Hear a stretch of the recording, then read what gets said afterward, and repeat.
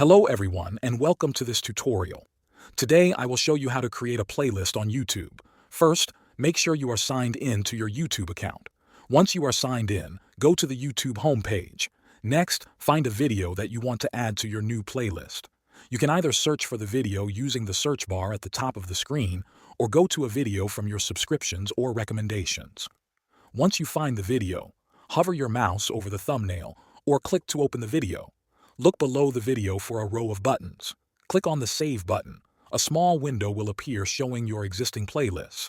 At the bottom of that window, click on the option that says Create New Playlist. A new window will appear. Here, type in a name for your playlist. Choose a title that tells you what the playlist is about. Once you've added a title, choose the privacy setting for your playlist. You can select Public, Unlisted, or Private. Public means anyone can find and watch the playlist. Unlisted means only people with the link can view it. Private means only you can see it. After selecting the privacy setting, click the Create button. Your playlist is now created and the video is added to it. If you want to add more videos to this playlist, repeat the same process.